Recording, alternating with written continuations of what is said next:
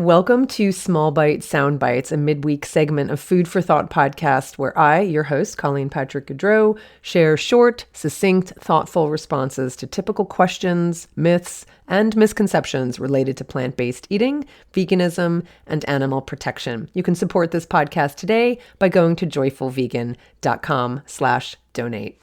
Some people justify their consumption of animals by pointing out how brutal nature is. Have you ever seen an animal killed by a carnivore? It's brutal. I would rather be killed humanely by a human rather than die violently in the wild. I've heard variations of that over the last 24 years.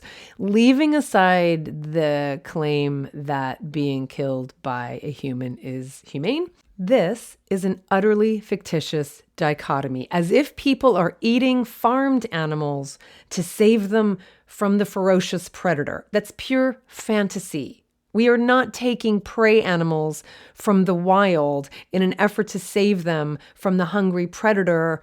That's absolutely ridiculous. And we are not eating pigs domesticated in industrialized farming systems because we are trying to save them from the wild. It's just something we tell ourselves to make ourselves feel better, as if our consumption of factory farmed pigs and cows is a gesture of kindness.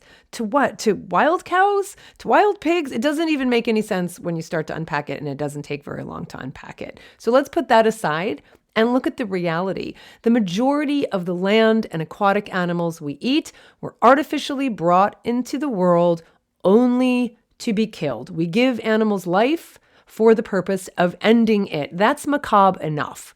But the manner in which we confine and kill animals is also brutal and violent and ugly. Okay, you say, touché. Then wouldn't it be better to not farm animals at all and instead hunt and kill animals in the wild? Surely a single shot in the head is more humane than a mountain lion ripping your throat out or a human slitting your throat. Sadly, at the rate humans are consuming animal flesh day in and day out, we would massacre all of the wild animals on the planet before dinner time. So lovely though it sounds, though it doesn't sound lovely at all, that's not really the answer either, though it's another fantasy we like to linger upon and tell ourselves and tell each other, as if hunters hunt to save the deer from the mountain lion. I don't believe for a second that we kill and eat animals to protect them from the cruelties of nature. But I do believe that what these mental gymnastics reveal is that people are uncomfortable with animals having to suffer and die so that we can eat. So here's a way to eat without hurting animals. Don't eat animals. For the animals, this is Colleen Patrick-Goudreau. Thanks for listening.